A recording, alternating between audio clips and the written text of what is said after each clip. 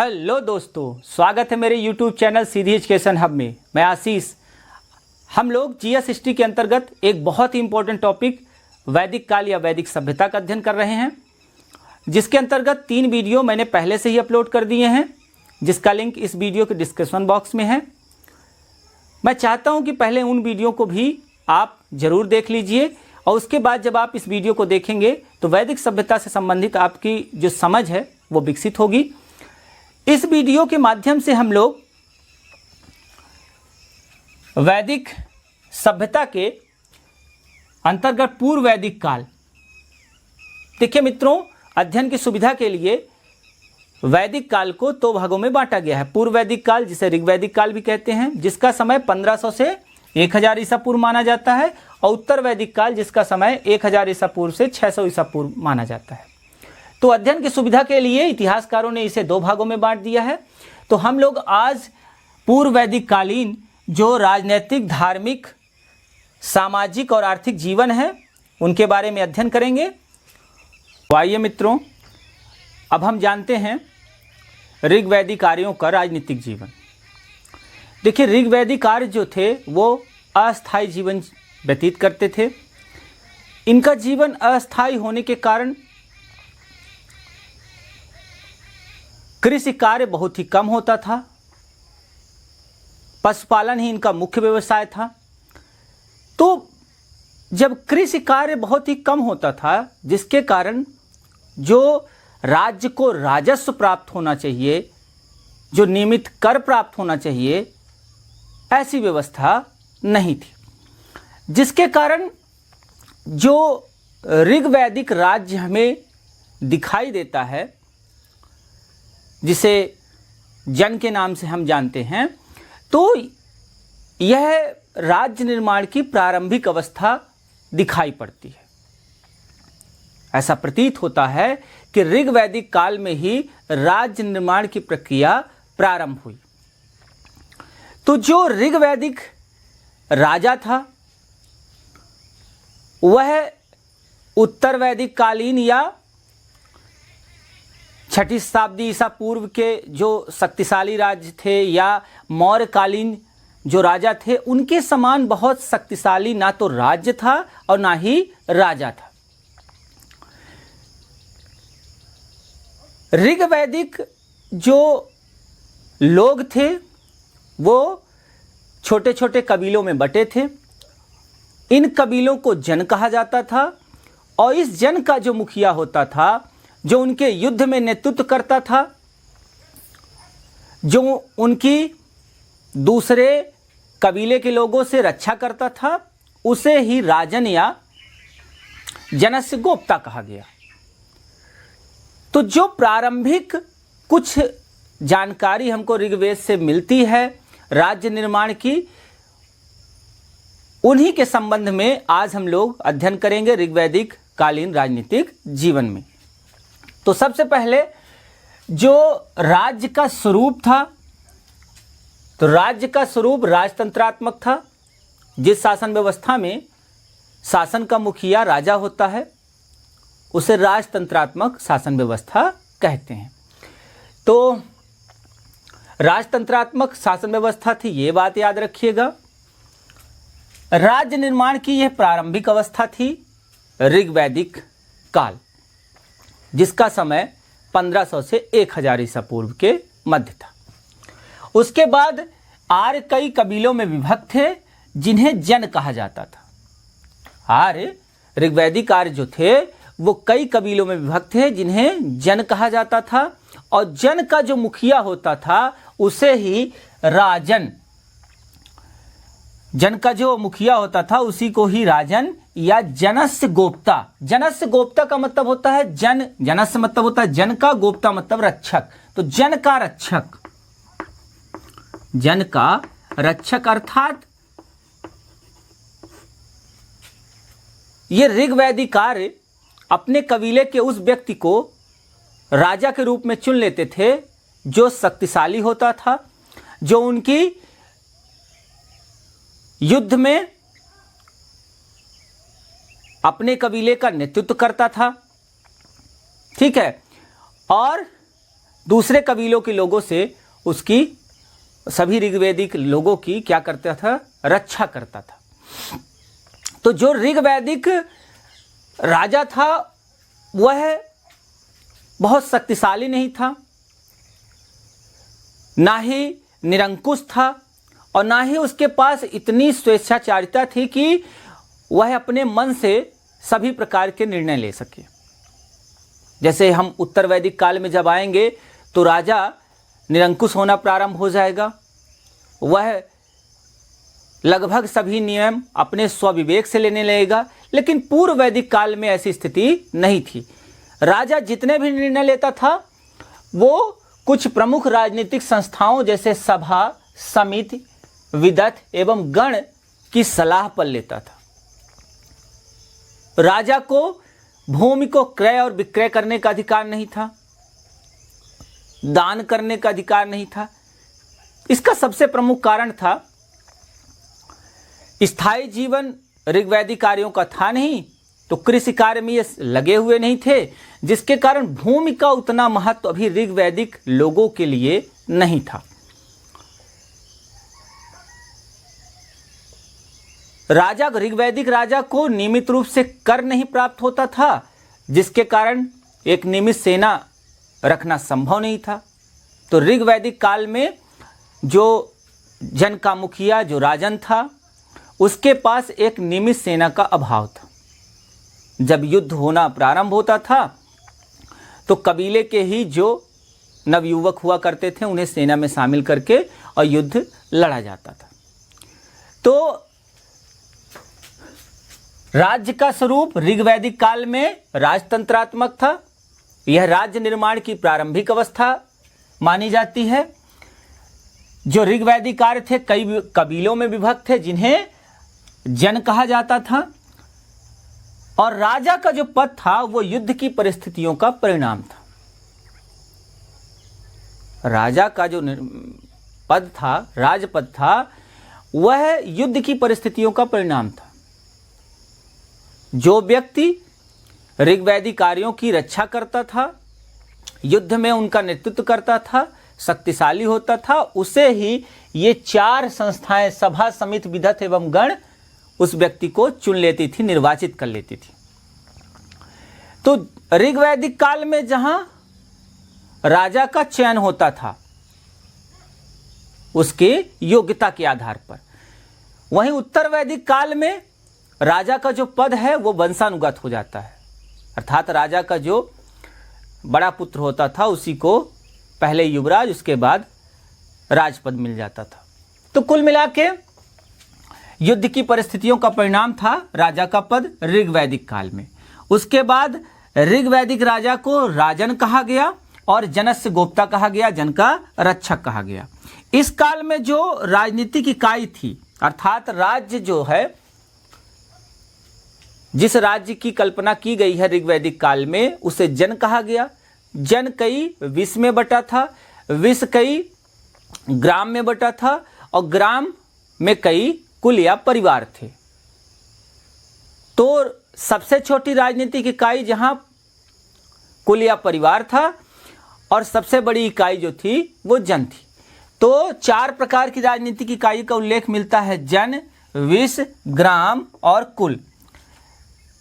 जन का प्रमुख राजन ही कहलाता था, आपको पता ही है। विष का प्रमुख विषपति, ग्राम का प्रमुख ग्रामणी, और कुल का प्रमुख क्या कहलाता था? कुलप। परिवार का जो मुखिया है उसे क्या कहा जाता था?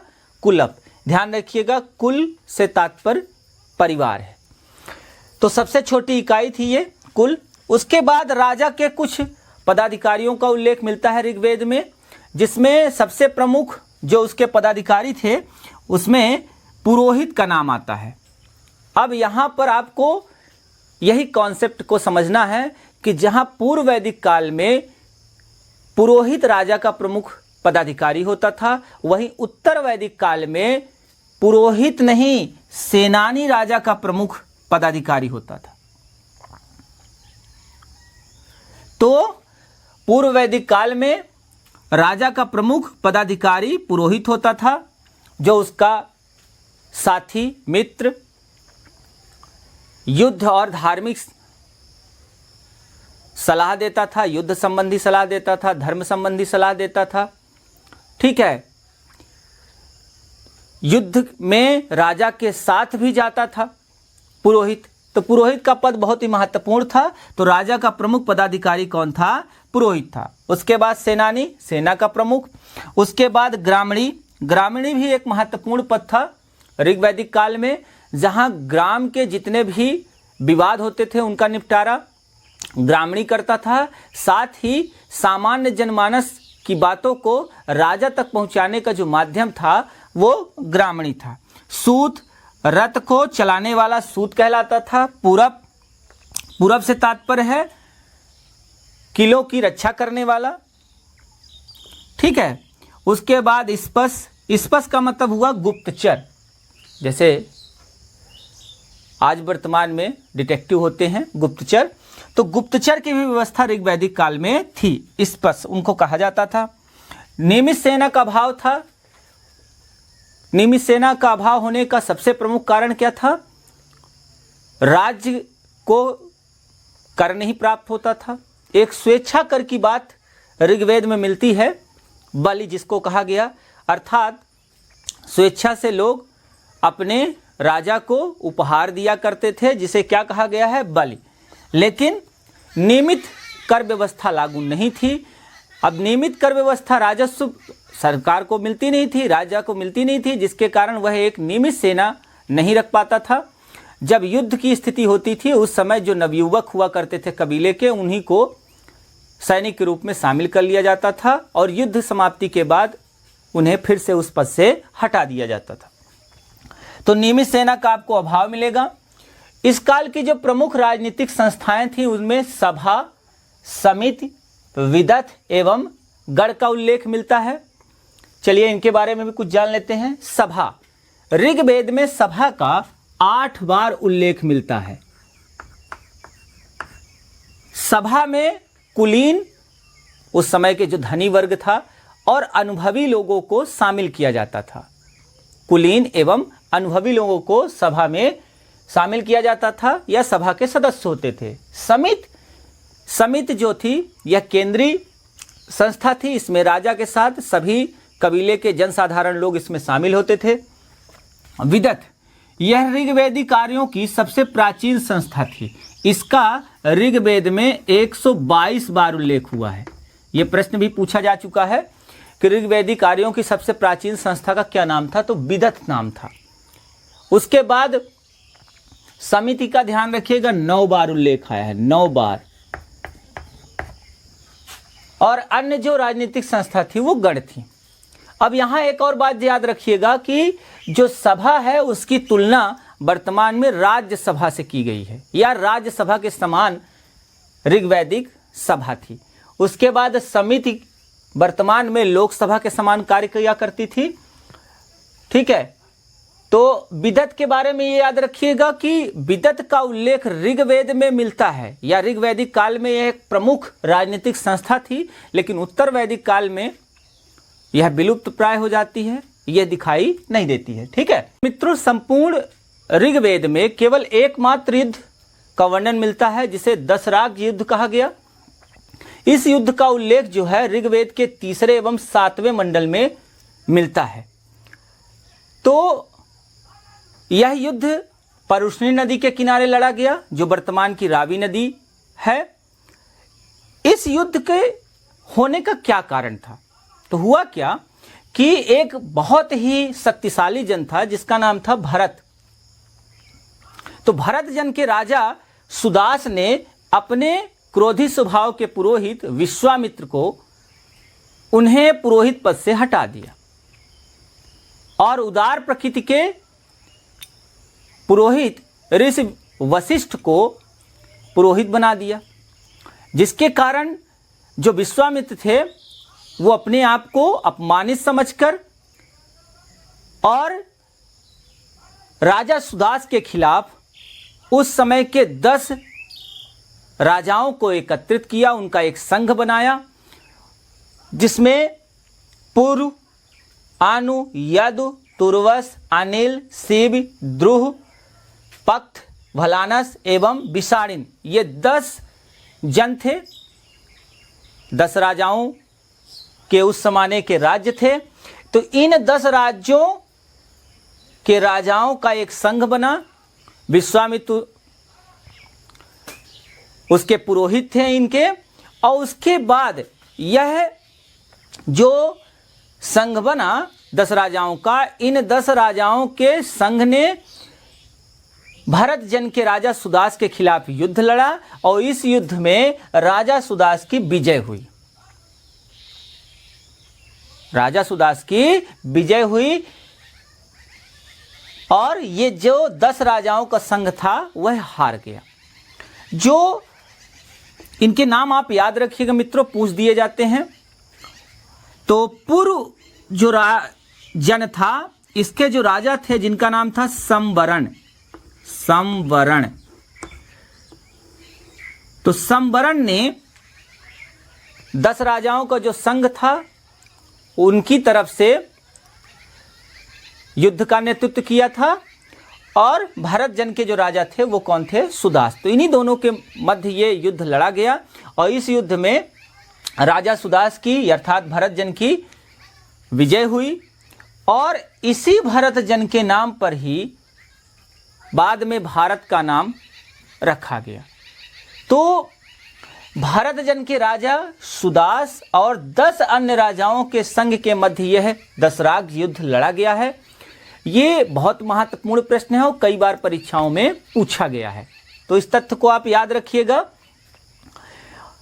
यह पूछ देता है कभी कभी कि 10 राजाओं के संघ का नेतृत्व किस जन के राजा ने किया, तो पूर्व जन के राजा संवरण ने किया था। इसको आपको याद रखना है। तो इस तरह से यह महत्वपूर्ण तथ्य था। ये जो सभा और समिति है, इसे अथर्ववेद में प्रजापति की 2 पुत्रियां कहा गया है। अथर्ववेद में सभा और समिति को प्रजापति की 2 पुत्रियां कहा गया है। साथ ही एक बात और याद रखिएगा मित्रों कि सभा और विधत में स्त्रियों को सम्मिलित होने का अधिकार था। ये 2 ऐसी राजनीतिक संस्थाएं थी, सभा और विधत। तो सभा और विधत में महिलाओं को सम्मिलित होने का अधिकार था, इसको आपको याद रखना है। और सभा और समिति को प्रजापति की 2 पुत्रियां कहा गया है। किस वेद में? अथर्ववेद में। कर आपने जान ही लिया कि स्वेच्छा कर था, नियमित कर प्रणाली का अभाव था, और एक स्वेच्छा कर कौन सा लिया जाता था? बल। ठीक है, तो ये था मित्रों ऋग्वैदिक आर्यों का राजनीतिक जीवन। मित्रों अब हम लोग जानते हैं पूर्व वैदिक कालीन सामाजिक जीवन। तो पूर्व वैदिक काल में जो समाज का स्वरूप था, पूर्व वैदिक काल में जो समाज का स्वरूप था वो पितृसत्तात्मक समाज था। इसके पहले हम लोगों ने जब हड़प्पा सभ्यता पढ़ा था, तब हड़प्पा सभ्यता का जो समाज था वो मातृसत्तात्मक था। लेकिन जो पूर्व वैदिक कालीन समाज है वह पुरुष प्रधान समाज है। अब इसका प्रभाव धर्म पर भी पड़ा है। आप देखेंगे कि जो अधिकांशतः देवता हैं, पूर्व वैदिक कालीन जो अधिकांशतः देवता हैं वो पुरुष अधिक है, पुरुषों की संख्या अधिक है। तो पूर्व वैदिक काल का जो समाज है वह पितृसत्तात्मक था। साथ ही संयुक्त परिवार प्रणाली, संयुक्त परिवार का मतलब यह हुआ कि जिसमें 3-4 पीढ़ियों के लोग एक साथ रहा करते थे। इस प्रकार का समाज था पूर्व वैदिक कालीन अर्थात ऋग वैदिक कालीन जो समाज था। उसके बाद आइए इनका खान पान समझते हैं। खान पान के ये बड़े शौकीन थे और दूध से बनी चीजों को बनाकर ये खाया करते थे।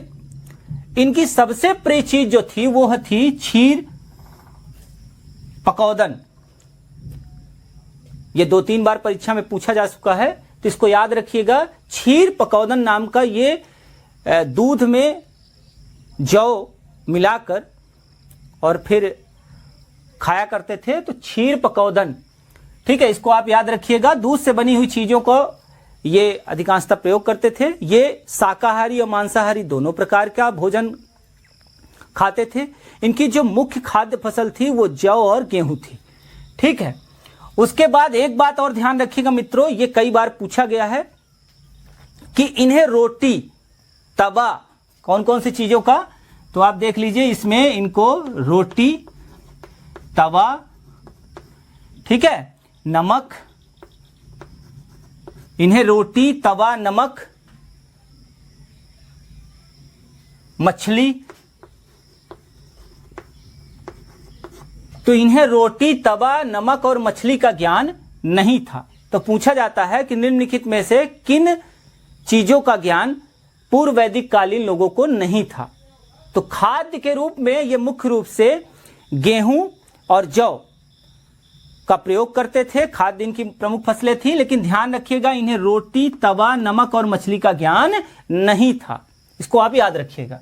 उसके बाद शाकाहारी और मांसाहारी दोनों प्रकार के थे। विशेष अवसरों में मांस का भी ये लोग मांस का भी प्रयोग करते थे, जिसमें भेड़ बकरी, ठीक है, बैल आदि का ये मांस खाया करते थे। उसके बाद मनोरंजन, आइए इनका देख लेते हैं। मनोरंजन में ये लोग मुख्य रूप से जुआ का खेल, जुए का खेल, उसके बाद पांसा ये लोग पसंद करते थे। उसके बाद आखेट, शिकार करना। उसके बाद संगीत से भी इनका प्रेम था, जिसमें बीड़ा, शंख, मृदंग आदि वाद्य यंत्रों को बजाकर ये मनोरंजन किया करते थे। तो ये इनके मनोरंजन के साधन थे। वर्ण व्यवस्था, ये एक इंपॉर्टेंट टॉपिक है और ये आपसे परीक्षाओं में पूछा जाता है। देखिए, पूर्व वैदिक काल का जो समाज था वो कर्म प्रधान था, लेकिन चूंकि इसका काल आपको पता ही है, पूर्व वैदिक काल आपको पता है 1500 से 1000 ईसा पूर्व है। तो अंत तक आते आते, अर्थात ऋग्वेद के 10वें मंडल में, ऋग्वेद के 10वें मंडल के पुरुष सूक्त में पहली बार चतुर्वर्णी व्यवस्था का उल्लेख मिलता है, अर्थात 4 वर्णों का उल्लेख मिलता है, ठीक है। 4 वर्णों का उल्लेख कहां मिलता है? ऋग्वेद के 10वें मंडल के पुरुष सूक्त में। इस बात को याद रखिएगा, यह बहुत ही प्रचलित क्वेश्चन है और कई बार परीक्षाओं में पूछा गया है कि सर्वप्रथम वर्ण व्यवस्था का उल्लेख कहां से मिलता है। तो सर्वप्रथम वर्ण व्यवस्था का उल्लेख ऋग्वेद के 10वें मंडल के पुरुष सूक्त से मिलता है, जिसके अंतर्गत एक विराट पुरुष के सिर से ब्राह्मण का, भुजाओं से क्षत्रिय का, जांग से वैश्य का और पैरों से शूद्र का जन्म बताया गया है इस पुरुष सूक्त में। तो चतुर्वर्णी व्यवस्था का उल्लेख हमें ऋग्वेद के 10वें मंडल से मिलता है, लेकिन यहां पर कर्म प्रधान जो समाज था वो कर्म प्रधान था। तो यहां पर एक उल्लेख मिलता है ऋग्वेद में, जिसमें एक व्यक्ति कहता है कि मैं कवि हूं, ठीक है, मेरे पिताजी वैद्य हैं जो औषधियां बनाते हैं और मेरी जो मां है वो आटा चक्की चलाती है और हम सब एक साथ एक घर में रहते हैं, अपनी जीविका का उपार्जन करते हैं। तो इस तरह से आप ये देखिए कि पूर्व वैदिक काल में जो समाज था वो कर्म प्रधान था, अर्थात जो व्यक्ति जिस काम को कर रहा है वह उसी वर्ण में शामिल हो जाता था, ठीक है। जैसे आपने देखा कि विश्वामित्र जो हैं, विश्वामित्र क्षत्रिय थे, लेकिन उन्होंने ब्राह्मण का कार्य करने लगे, पुरोहित का कार्य करने लगे, तो उन्हें ब्राह्मण स्वीकार कर लिया गया। तो इस तरह से कर्म पर आधारित समाज था, इसको आपको याद रखना है। वहीं उत्तर वैदिक काल में जब हम पहुंचेंगे तो यहीं पर मैंने आपको बताया है कि उत्तर वैदिक काल को जब हम लोग पढ़ेंगे तो परिवर्तन और निरंतरता के साथ पढ़ेंगे। तो जब उत्तर वैदिक काल में हम लोग आएंगे तो यही जन प्रधान जो समाज है, यही जो अभी कर्म प्रधान समाज है वही जन प्रधान समाज बन जाएगा। जो जिस कुल में जन्म लेगा उसी कुल का वह हो जाएगा, चाहे वो ब्राह्मण हो चाहे जिस, ठीक है। अब आइए दास प्रथा। देखिए, ऋग्वेद में दास प्रथा का उल्लेख तो मिलता है, लेकिन लचीली दास प्रथा का उल्लेख मिलता है, अर्थात दासों के लिए कठोर नियमों का उल्लेख नहीं था। वास्तव में दास कौन थे? तो दास जो थे वो आर्यों द्वारा जिन अनार्यों को हरा दिया जाता था तो वो उनकी सेवा में लग जाते थे, उन्हीं को क्या कहा जाता था? दास। तो जो दास थे, तो ध्यान रखिएगा कि दास प्रथा का उल्लेख तो मिलता है, लेकिन इन दासों से कृषि संबंधी कार्य नहीं कराए जाते थे। इनसे घरेलू उपयोग के जो घरेलू काम हैं वो घरेलू काम कराए जाते थे। ठीक है। उसके बाद वस्त्र, ये 3 प्रकार के मुख्य रूप से वस्त्रों का धारण करते थे। एक बात और ध्यान रखिएगा कि पूर्व वैदिक कालीन जो लोग थे उन्हें कपास का ज्ञान नहीं था। यह कई बार पूछा गया है कि निम्नलिखित में से किस फसल का ज्ञान पूर्व वैदिक कालीन लोगों को नहीं था? कपास का ज्ञान इनको नहीं था। आपने देखा था हड़प्पा सभ्यता के लोगों को कपास का ज्ञान था और सर्वप्रथम कपास उगाने का उन्हें श्रेय भी दिया जाता है। ठीक है। तो यहां पर ध्यान यह रखना है कि आपको कि पूर्व वैदिक कालीन जो लोग थे उन्हें कपास का ज्ञान नहीं था। इनके मुख्य कपड़े जो थे वो सूत से बने हुए, उसके बाद आपका ऊनी कपड़े, पेड़ों के पत्तियों से बने हुए कपड़े, ठीक है, पेड़ों के छाल से बने हुए कपड़े, जानवरों के चमड़े से बने हुए कपड़े, इनका ये प्रयोग करते थे। और कपड़ों में मुख्य रूप से ये 3 प्रकार के कपड़ों का प्रयोग करते थे। पहला था वास, इसको उत्तरी वस्त्र भी कहा जाता है। इन वस्त्रों का प्रयोग, वो जो वास वस्त्र थे ये शरीर के ऊपरी भाग में पहने जाने वाले कपड़े थे। शरीर के ऊपरी भाग में पहने जाने वाले कपड़े थे। ठीक है। उसके बाद नीवी, जिसे अधोवास भी कहा जाता है, इस तरह के कपड़ों को वो कमर के नीचे, जिसे धोतुनिमा आपने देखा होगा पुराने लोगों को पहने हुए, तो इस तरह के कपड़े कमर के नीचे पहने जाते थे, जिसे नीवी या अधोवास कहा जाता था। उसके बाद अधिवास। अधिवास का मतलब हुआ जैसे आज वर्तमान में अपन लड़कियां दुपट्टा ले लेती हैं, है ना, और उसके बाद आप शॉल को ले सकते हैं, जिस तरह के कपड़े होते हैं जो, या तौलिया आप मान सकते हैं। तो जो ऊपर से कपड़े ओढ़े जाते हैं, ऐसे कपड़ों को क्या कहा जाता था? अधिवास। तो इस तरह के कपड़े ये पहना करते थे और उष्णी नाम की ये पगड़ी पहना करते थे। ऋग्वेद में इनकी पगड़ी का उल्लेख मिलता है पहनने का, और उसे किस नाम से संबोधित किया गया है? उष्णीय। उष्णीय, याद रखिएगा, उष्णीय। आभूषण में आ जाते हैं। आभूषण का इन्हें बहुत शौक था, और आभूषण मुख्य रूप से इन्हें, जो ये आभूषण का प्रयोग करते थे उसमें मुख्य रूप से इनके आभूषण सोने के बने हुए होते थे। सोने के लिए एक शब्द प्रयोग किया गया है, हिरण्य। निष्क शब्द का भी प्रयोग किया गया है, इसको भी याद रखिएगा। तो हिरण्य या निष्क शब्द सोने के लिए प्रयुक्त हुआ है। उसके बाद दूसरी धातु का इनको ज्ञान था, तांबा। तांबा के भी कुछ आभूषण इनके मिले हैं। आभूषणों में गले का हार, कान का कुंडल, माथ की बेंदी, इस तरह के कई आभूषण इनके मिले हैं। तो आपको बस ये याद रखना है कि सोना को हिरण्य या निष्क कहा जाता था और तांबा को क्या कहा जाता था? अयस। पूर्व वैदिक कालीन लोगों को मुख्य रूप से इन्हीं 2 धातुओं का ज्ञान था। इन्हें लोहा और चांदी, जो आज अभी पूछा जा चुका है, लोहा और चांदी, तो लोहा और चांदी का ज्ञान इन्हें नहीं था। पूर्व वैदिक कालीन लोगों को किसका ज्ञान नहीं था? लोहा और चांदी का। वहीं उत्तर वैदिक काल में आ जाएंगे तो इन्हें लोहे का ज्ञान हो जाएगा। तो ध्यान रखिएगा, ये सोना को याद रखिएगा हिरण्य या निष्क नाम से, और अयस नाम से किसको याद रखिएगा? तांबा को। ठीक है। उसके बाद लोहा और चांदी का ज्ञान नहीं था। ठीक है। तो ये हुआ आपका कुछ प्रमुख बिंदु। अब आ जाते हैं जो सबसे ज्यादा प्रश्न पूछा जाता है पूर्व वैदिक कालीन सामाजिक जीवन के अंतर्गत, स्त्रियों की दशा। तो स्त्रियों की दशा बहुत महत्वपूर्ण और बहुत इंपॉर्टेंट टॉपिक है इस सामाजिक जीवन के अंतर्गत। आइए इसको जानते हैं। सबसे पहले तो आप ये जान लीजिए कि आधुनिक काल को छोड़ दिया जाए तो जितने भी काल हुए हैं, चाहे प्राचीन भारत का समय हो, चाहे मध्य भारत का समय हो, महिलाओं की जो स्थिति थी, जो स्त्रियों की दशा थी, वो सबसे उत्तम स्थिति में थी। किस काल में? पूर्व वैदिक काल में या ऋग वैदिक काल में। ऋग्वैदिक काल में स्त्रियों की स्थिति सबसे अच्छी मानी जाती है। अब उसके लिए उनकी स्थिति क्यों अच्छी थी? सबसे पहले 16 संस्कार ऋग्वेद में उल्लेख मिलते हैं, जिसमें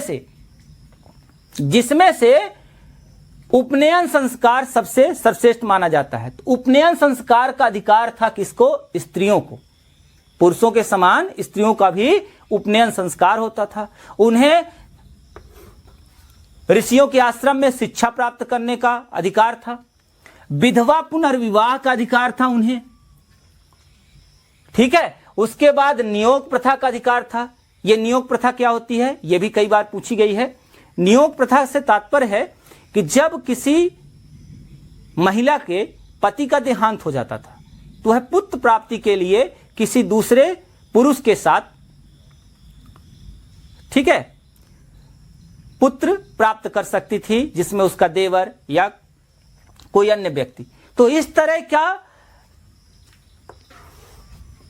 की व्यवस्था थी स्त्रियों के लिए, ठीक है। उसके बाद अंतरवर्णीय विवाह का भी उल्लेख मिलता है।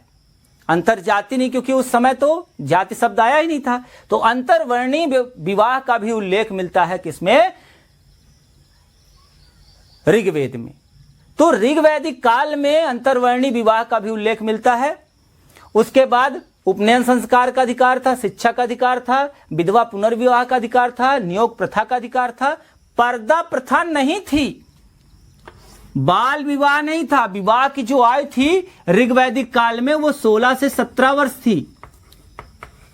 वर्तमान में भारत की जो लड़कियों की आयु है विवाह की वो 14.8 है, 8 वर्ष है, ठीक है, एवरेज। लेकिन आप सोचिए कि उस काल में, पूर्व वैदिक काल में, जो लड़कियों की विवाह की आयु थी वो 16-17 वर्ष थी। 16 से 17 वर्ष की आयु में उनका विवाह किया जाता था, यानी युवावस्था में पहुंचने के बाद। तो ये सब स्थितियां ये दर्शाती हैं कि महिलाओं की या स्त्रियों की जो स्थिति थी वो बहुत ही उत्तम किस्म की थी, बहुत अच्छी स्थिति में महिलाएं थीं। उपनयन संस्कार उनका होता था, शिक्षा का उन्हें अधिकार था, ठीक है। विधवा पुनर्विवाह, नियोग प्रथा जैसी सभी चीजें, अंतरवर्णीय विवाह है, उन्हें अपने मनचाहे वर को चुनने का अधिकार था, जिसको स्वयंवर बोलते हैं, स्वयंवर को चुनना। तो साथ ही बाल विवाह, पर्दा प्रथा का उल्लेख नहीं था। एकाध दो जगह पर दहेज प्रथा के लिए वहतु शब्द आया है। वहतु, दहेज प्रथा का भी उल्लेख बहुत कम मिला है। एकाध जगह पर वहतु शब्द आया है कि लड़कियों को उनके माता पिता द्वारा दिया जाने वाला जो उपहार रहता था उसे वहतु कहा जाता है। लेकिन उस तरह का जो वर्तमान में दहेज प्रथा का हमारे समाज में एक कुरीति बनी हुई है, उस तरह की कठोर व्यवस्था नहीं थी। मतलब माता पिता द्वारा अपनी लड़की को विवाह के उपलक्ष्य में कुछ उपहार दिया जाता था, तो उसे ऋग्वेद में वहतु नाम से उल्लेखित किया गया है। तो दहेज प्रथा का भी उल्लेख नहीं मिलता है, सती प्रथा नहीं थी, ठीक है। तो ये जब स्थितियां नहीं थी, साथ ही आपको पता है पूरे ऋग्वेद में 20 विदुषी महिलाओं का उल्लेख मिलता है, जिसमें से 5 ऐसी हैं जिन्होंने वेदों की रचना में अपना सहयोग भी दिया, ठीक है। तो उन विदुषी महिलाओं में से कुछ के नाम आप याद कर लीजिए। ये दोनों पूछे गए हैं परीक्षा में। एक लोपामुद्रा, दूसरी हो गई अपाला, उसके बाद घोषा, विश्वारा, सिक्ता और निवावरी। फिर से नाम देख लीजिए, लोपामुद्रा, अपाला, घोषा, विश्वारा, सिक्ता, निवावारी। इनको आप इसलिए याद कर लीजिए क्योंकि आप ये समझ लीजिए कि सामाजिक जीवन के अंतर्गत वर्ण व्यवस्था और स्त्रियों की दशा ये बहुत पूछा जाता है। खासकर जब आप प्री में तो पूछा ही जाता है, जब आप मेंस का पेपर देंगे तो इससे संबंधित हमेशा प्रश्न पूछे जाते हैं। तो अगर आप अच्छे से समझ रहे हैं तो आसानी से इसको आप लिख लेंगे। एक बात और याद रखिएगा मित्रों कि जब आप उत्तर वैदिक काल में आ जाएंगे तो वहां पर भी आपको कई महिलाएं मिलेंगी, जैसे गार्गी मिलेगी आपको, मैत्रायणी मिलेंगी आपको। तो उस काल में भी आपको, उत्तर वैदिक काल में भी आपको विदुषी महिलाएं मिलेंगी। और पूर्व वैदिक काल में भी मिल रही हैं। तो दोनों में आपको अंतर जिससे स्पष्ट रहे पूछ सकता है कि निम्नलिखित में से कौन पूर्व वैदिक कालीन विदुषी महिला थी जिसने वेदों के रचना में अपना सहयोग दिया। तो इसलिए इनको याद रखिएगा, लोपामुद्रा, अपाला, घोषा, विश्वारा, सिक्ता और निबावरी, ये कुछ विदुषी महिलाएं थीं। कुल विदुषी महिलाओं का उल्लेख कितनी है? 20। उसके बाद आप यहां पर एक बात मान सकते हैं कि बिना पत्नी के यज्ञ में की गई आहुति या यज्ञ किया गया यज्ञ को सही नहीं माना जाता था। यज्ञ बिना पत्नी के करना अपूर्ण माना जाता था। बिना पत्नी के किया गया यज्ञ को क्या माना जाता था? अपूर्ण। तो इस तरह से इतनी अच्छी स्थिति थी महिलाओं की, स्त्रियों की। उसके बाद एक ऋषि हुए दीर्घतमा ऋषि ने विवाह को एक पवित्र संस्कार कहा है। तो आपसे यह प्रश्न पूछ सकता है कि किस ऋषि ने विवाह को एक पवित्र संस्कार कहा है? तो उनका नाम क्या था? दीर्घतमा ऋषि। सर्वप्रथम इन्होंने ही विवाह को पवित्र संस्कार कहा है। तो इस तरह से यह था आपका मित्रों पूर्व वैदिक कालीन सामाजिक जीवन, जिसके तो आइए मित्रों अब ऋग वैदिक कालीन धर्म को समझते हैं। देखिए ऋग वैदिक कालीन जो धर्म था, तो ऋग वैदिक जो आर्य थे वो भौतिक जीवन से अत्यधिक प्रभावित थे, अर्थात युद्ध में विजय प्राप्ति के लिए, संतान के रूप में पुत्र के प्राप्ति के लिए, पश और धन की प्राप्ति के लिए ही वो ईश्वर की आराधना करते थे, ईश्वर का स्मरण करते थे। उसके बाद ऋग वैदिक कालीन जो धर्म है उसकी दूसरी आपको विशेषता ये मिलेगी कि ऋग वैदिक कालीन जो धर्म है उसमें महिलाओं की अपेक्षा पुरुष देवताओं की प्रधानता है। उसके बाद ऋग वैदिक धर्म की जो तीसरी विशेषता है, तो ऋग वैदिक काल के जो लोग थे वो प्रकृति के रहस्य को प्रारंभ में नहीं समझ पाए, उससे वो भयभीत हुए, उन्हें उससे लाभ भी प्राप्त हुआ, तो आश्चर्यचकित भी हुए। तो इन सब स्थितियों के कारण ही जो ऋग वैदिक कालीन जो देवता हैं वो प्रकृति से संबंधित देवता हैं, और प्रकृति के देवताओं का इन्होंने, अपने देवताओं का इन्होंने मानवीकरण किया, ताकि चूंकि वो आर्य थे और देवता प्रकृति से संबंधित थे, और दोनों के बीच में नजदीकी लाने के लिए, एक दूसरे के समीप आने के लिए ही ऋग वैदिकारियों ने प्रकृति के देवताओं का मानवीकरण किया, उन्हें मानवीय रूप में ढाला। ठीक है, उन्होंने कल्पना की कि इस प्रकार के हमारे ईश्वर इस रूप में होंगे। उसके बाद ये ऋग वैदिक धर्म की विशेषताएं हैं। देखिए मैंने आपको बताया ना कि जो प्रश्नों का प्रारूप है वो कॉन्सेप्ट बेस में भी पूछ रहा है, तो आप ध्यान रखिएगा कि ऋग वैदिक कालीन अधिकांशतः देवता या लगभग सभी देवता आपको प्रकृति से संबंधित क्यों मिलेंगे? क्योंकि ऋग वैदिक कालीन जो लोग थे, जो आर्य थे, वो प्रारंभ में प्रकृति के रहस्य को समझ नहीं पाए, उससे वो भयभीत हुए, आश्चर्यचकित हुए, उससे उन्हें लाभ भी प्राप्त हुआ, जिसके कारण उन्होंने प्रकृति के विभिन्न रूपों को ही देवताओं के रूप में स्तुति आराधना करना प्रारंभ कर दिया, और उन्हीं का उन्होंने अपने नजदीक लाने के लिए मानवीकरण कर दिया। तो इसकी 4 विशेषताएं आपको याद रखना है। भौतिक जीवन से अत्यधिक प्रभावित थे, जिसके कारण ईश्वर की आराधना करते थे मंत्रों के माध्यम से। उसके बाद ऋग वैदिक कालीन धर्म की दूसरी विशेषता है महिलाओं की अपेक्षा पुरुष देवताओं की संख्या का अधिक होना। उसके बाद प्रकृति की शक्तियों से प्रेरित होकर ही उन्होंने प्राकृतिक देवताओं को स्वीकार किया और उनके प्रकृति पूजक देवता मिले। ठीक है, उसके बाद प्रकृति के जो देवता उनके थे उनका उन्होंने क्या किया? मानवीकरण किया। तो ये था कॉन्सेप्ट बेस्ड जो आपको समझना था। आइए फैक्ट बेस्ड बातों को भी समझ लेते हैं। तो सबसे पहले ये समझ लीजिए कि ऋग वैदिक जो लोग थे प्रारंभ में बहुदेववादी थे। ठीक है, ऋग वैदिक जो आर्य थे वो प्रारंभ में कैसे थे? बहुदेववादी थे, अर्थात बहुत से ईश्वरों की आराधना स्तुति किया करते थे। किंतु ऋग्वेद के अंत में आते आते एकेश्वरवादी हो गए, अर्थात किसी एक ईश्वर की आराधना करना प्रारंभ कर दिए। ठीक है, उसके बाद ऋग्वैदिक कालीन जो लोग थे देवी देवताओं को स्तुति एवं यज्ञ के माध्यम से प्रसन्न करने का प्रयास करते थे। अगर देवताओं को प्रसन्न करने का मुख्य माध्यम पूछेगा तो उसमें स्तुति होगा। स्तुति अर्थात स्मरण करना, मंत्रों का उच्चारण करना। तो देवी देवताओं को स्तुति एवं यज्ञ के माध्यम से प्रसन्न करते थे ऋग्वैदिक आर्य।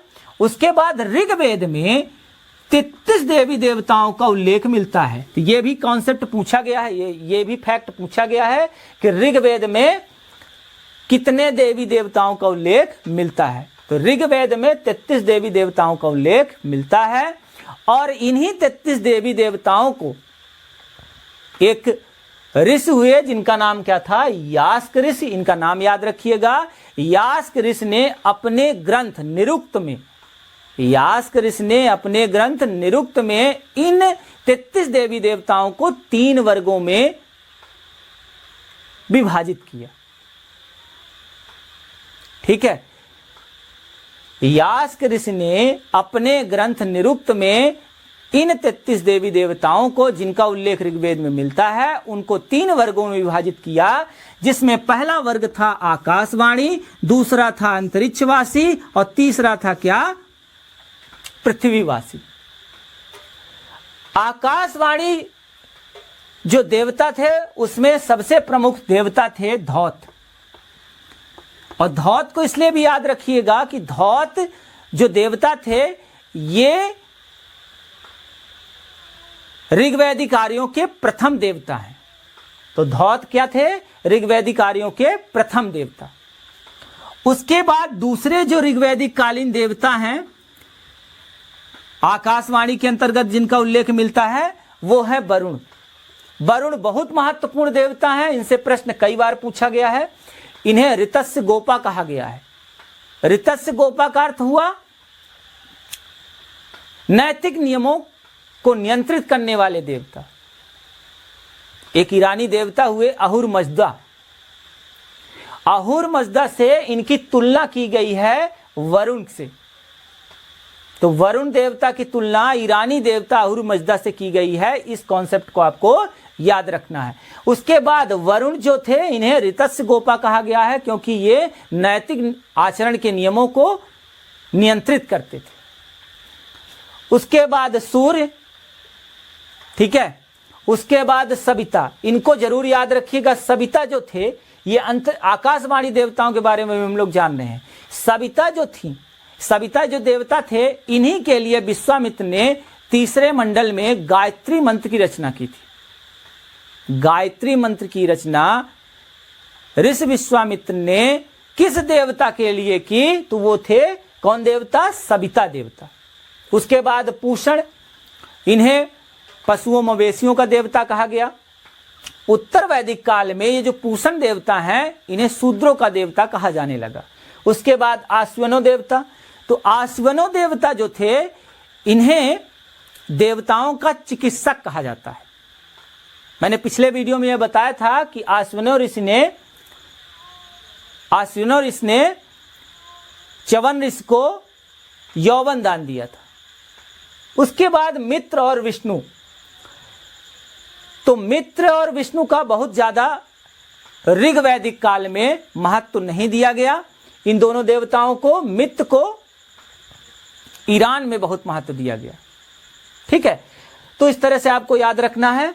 बस ये याद रखना है कि आकाशवाणी देवताओं के अंतर्गत कौन आते हैं? धौस या धौत। धौस भी कई बार लिखा मिल जाता है, धौस या धौत। धौ भी मिल जाता है। तो उसके बाद हो गया वरुण, उसके बाद सूर्य, ठीक है, उसके बाद सविता, पूषण, आश्वनो और उसके बाद आपका हो गया मित्र और विष्णु। याद रखिएगा विष्णु जो थे वो पूर्व वैदिक काल में प्रमुख देवता नहीं थे। ठीक है, और आकाशवाणी देवताओं के अंतर्गत आते थे। उसके बाद अंतरिक्षवासी देवताओं में पहले देवता हो गए इंद्र। देखिए, अगर संपूर्ण ऋग वैदिक काल में, पूर्व वैदिक काल में अगर आपसे पूछा जाए कि सबसे प्रमुख देवता कौन थे आर्यों के, तो वो कौन थे? इंद्र। इंद्र के लिए मैंने आपको बताया था, पहले वीडियो में ही बताया था कि इंद्र के लिए ऋग्वेद में 250 सूक्त की रचना की गई है, अर्थात 250 बार उल्लेख हुआ है किसका? इंद्र का। तो इंद्र जो थे ऋग्वैदिक कालीन सबसे प्रमुख देवता थे। इन्हें पुरंदर, इन्हें असुरों का नाश करने के लिए असुरहंता या व्रतहंता भी कहा गया है। उसके बाद अत्यधिक सोमरस का ये सोमरस पिया करते थे, इसीलिए इन्हें सोमापा भी कहा गया है। किसको? इंद्र को। याद रखिएगा, ऋग्वैदिक कालीन सर्व प्रमुख देवता कौन थे? तो वो कौन थे? इंद्र। और ये किसके अंतर्गत हैं? अंतरिक्षवासी के अंतर्गत। ठीक है। वर्षा के देवता भी इन्हें कहा जाता था, वर्षा कराते थे। उसके बाद रुद्र। रुद्र ये उत्तर वैदिक काल में प्रमुख देवताओं में से इनकी गिनती होने लगेगी, लेकिन अभी ये सामान्य थे। पर्जंत याद रखिएगा, पर्जंत अर्थात क्या होता है? बादल। पर्जंत यानी क्या होता है? बादल। तो इस तरह से अंतरिक्षवासी में आपको किसको याद रखना है? इंद्र और रुद्र को। ठीक है। उसके बाद पृथ्वीवासी में सबसे प्रमुख देवता कौन थे? अग्नि। पूर्व वैदिक काल के सबसे प्रमुख देवता कौन थे? इंद्र, जिनके लिए 250 सूक्तों की रचना हुई या 250 बार उनका उल्लेख भी हुआ है ऋग्वेद में। उसके बाद दूसरे प्रमुख देवता अगर पूछा जाए ऋग्वैदिक काल के, तो वो कौन थे? अग्नि। अग्नि के लिए 200 सूक्तों की रचना हुई, या ये कह सकते हैं कि 200 बार इनका उल्लेख हुआ है। एक और खास बात जान लीजिए कि ऋग्वेद का प्रारंभ भी अग्नि देवता की स्तुति से ही शुरू होता है, और जो दूसरे से 7वां मंडल, जिसे मैंने वंश मंडल के रूप में आपको बताया था, इसकी भी शुरुआत अग्नि देवता की, प्रत्येक वंश मंडल की शुरुआत अग्नि देवता की स्तुति से होती है। ठीक है। तो इस तरह से अग्नि देवता बहुत महत्वपूर्ण थे, इनको भी आपको याद रखना है। एक और बात याद रखना है, अग्नि देवता जो थे वो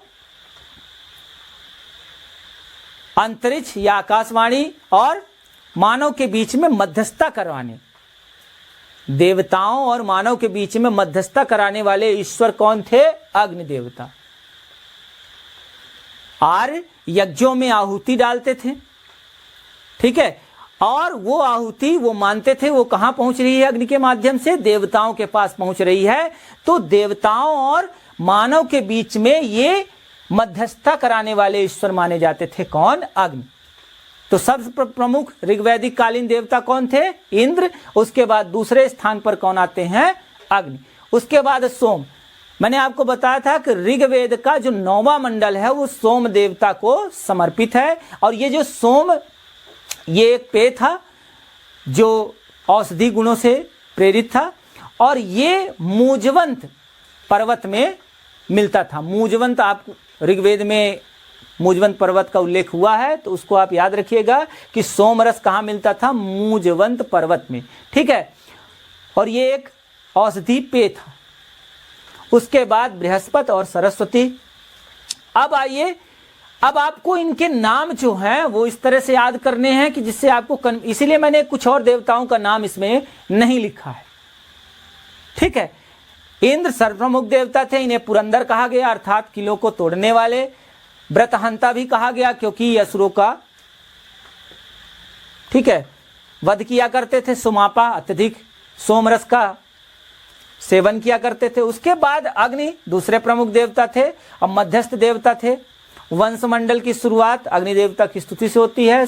ऋग्वेद की शुरुआत अग्नि देवता की स्तुति से होती है। वरुण मैंने आपको बता दिया कि 7वें मंडल में इनका उल्लेख होता है। ऋतस्य गोपा, ऋतम का अर्थ होता है क्या? नैतिक नियम। तो नैतिक नियमों को नियंत्रित करने वाले देवता कौन थे? वरुण। तो इंद्र, अग्नि, वरुण, सोम और धौत, इन 5 देवताओं के बारे में हर समय आप याद रखिएगा यदि आप ऋग्वैदिक धर्म को समझ रहे हैं।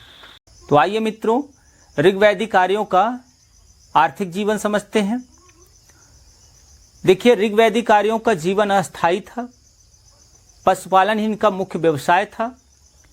कृषि, उद्योग और व्यापार का उतना अधिक विकास ऋग्वैदिक काल में नहीं हुआ था। पशु के रूप में गाय का अत्यधिक महत्व दिया गया।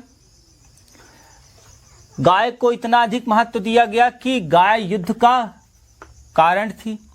गाय के नाम पर समय की इकाई गोधूल, अर्थात जिस समय गाय चर के आती थी उस समय को गोधूल कहा गया। जितनी दूरी तक गाय चरने के लिए जाती थी उसे गब्यूत कहा गया। तो गाय के नाम पर समय और दूरी की इकाई रखी गई। गाय ही दक्षिणा की मुख्य विषय थी। गाय वस्तु विनिमय का माध्यम थी। अब गाय को अवध्या कहा गया। अवध्या का अर्थ हुआ वध न करने योग्य। तो गाय को ऋग्वैदिक काल में अत्यधिक महत्व दिया गया है। उसके बाद गाय के बाद अगर दूसरा पशु की बात किया जाए तो दूसरा पशु था घोड़ा। ऋग्वैदिक काल में बिस्पला नामक एक घोड़े का उल्लेख मिलता है। बिस्पला, इसको आप याद रखिएगा। ऋग्वैदिक काल में बिस्पला नामक एक तेज दौड़ने वाले घोड़े का उल्लेख मिलता है। तो प्रमुख पशु के रूप में गाय और उसके बाद घोड़े का महत्व था। आर्य घोड़ों के माध्यम से अपना एक स्थान से दूसरे आवागमन करते थे, व्यापार करते थे, तो इसलिए गाय के बाद घोड़े का महत्व था।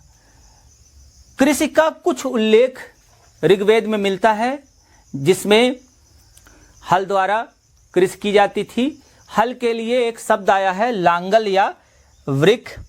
उसके बाद गोबर की खाद को करीस या सकन कहा गया है। ये शब्दों को आप याद रखिएगा, यही महत्वपूर्ण है, आपसे पूछे जाते हैं कि हल को लांगल या वृक्ष कहा गया है, गोबर की खाद को करीस या सकन कहा गया है, कुआं को अवट कहा गया है और नहर को कुलिया कहा गया है। ठीक है। उसके बाद कृषि योग्य भूमि को उर्वरा कहा गया है। कृषि योग्य जो भूमि थी उसे उर्वरा कहा गया है। ऋग्वेद के चौथे मंडल में कृषि का उल्लेख मिलता है। साथ ही ऋग्वेद के चौथे मंडल में गाय के भी महत्व को बताया गया है, जिसमें ऋषि वामदेव कहते हैं कि वह कौन है जो मेरी इंद्र प्रतिमा को 10 गायों के बदले में लेगा। अर्थात इंद्र देवता की प्रतिमा भी लोग देने के लिए गाय के बदले में तैयार थे। युद्ध का प्रमुख कारण भी थी गाय। तो ऋग्वेद के चौथे मंडल में याद रखिएगा कृषि का उल्लेख मिलता है। उसके बाद ऋग्वैदिकारियों द्वारा जो मुख्य फसल उगाई जाती थी वो कौन थी? यव या जौ। इसके अतिरिक्त ये लोग गेहूं भी उगाते थे। उद्योग और व्यापार बहुत ही कम विकसित था, क्योंकि यह ग्रामीण अर्थव्यवस्था थी। तो उद्योग एवं व्यापार के अंतर्गत जो उद्योग व्यापार करते थे, एक समुदाय व्यापार में लगा हुआ था, जिसे हम पण या वणिक के नाम से जानते हैं। ऋग्वैदिक काल में जो वर्ग व्यापार में लगा हुआ था उसे पण या वणिक कहा जाता है। ये जो पण थे, ये आर्यों की, ऋग्वैदिक आर्यों की गाय चुरा लिए करते थे, इसीलिए इनको वैर दे कहा गया है। ये एक शब्द प्रयोग किया जाता है पण के लिए, अर्थात गाय को चुराने वाले। तो पण या वणिक व्यापारिक कार्यों में लगे थे। ऋग्वैदिक काल में जो प्रमुख उद्योग थे उसमें धातु उद्योग, लकड़ी उद्योग, वस्त्र उद्योग, शिकार करना, रथ बनाने का उद्योग प्रमुख था।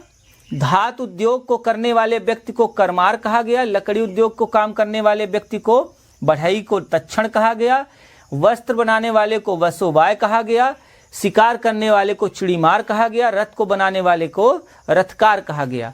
और दवाइयाँ जो बनाते थे, जो वैद्य, उनको भिषज कहा गया। मुद्रा का, वस्तु विनिमय का माध्यम वस्तु ही थी, अर्थात लेन देन का जो माध्यम था वो वस्तु विनिमय था, गाय थी। मुद्रा के रूप में सोने के एक टुकड़े निष्क का उल्लेख मिलता है। यह प्रश्न पूछा गया है यूपीएससी में, तो इस पर थोड़ा सा ध्यान रखिएगा। मुद्रा के रूप में सोने के टुकड़े निष्क का उल्लेख मिलता है। ठीक है। उसके बाद व्यापार मुख्य रूप से स्थल के माध्यम से ही होता था, जिसमें बैलगाड़ी एवं घोड़े का प्रयोग किया, रथ का प्रयोग किया जाता था। अंतर्राष्ट्रीय व्यापार नहीं फैला हुआ था, कई देशों के साथ व्यापार नहीं फैला था, ऐसा कहीं भी उल्लेख ऋग्वेद में नहीं मिलता है। जल मार्गों से भी व्यापार नहीं होता था। तो इस तरह का ये आर्थिक जीवन था, पूर्व वैदिक कालीन आर्थिक जीवन। मुख्य व्यवसाय पशुपालन याद रखना है, और गौण व्यवसाय आपको याद रखना है क्या, कृषि। उत्तर वैदिक काल में इसमें परिवर्तन हो जाएगा, जहां उत्तर वैदिक कालीन लोगों का मुख्य व्यवसाय कृषि हो जाएगा और गौण व्यवसाय क्या हो जाएगा, पशुपालन। फिर वहां से आपको उद्योग एवं व्यापार में भी समृद्धि दिखाई देगी। ठीक है, तो इस तरह से यह था मित्रों ऋग्वैदिक आर्यों का आर्थिक जीवन। आशा करता हूं कि आज का वीडियो आपको बहुत अच्छा लगा होगा। वीडियो अगर अच्छा लगा होगा तो उसे लाइक और शेयर करिए, और मेरे चैनल सीधी एजुकेशन हब को सब्सक्राइब करिए।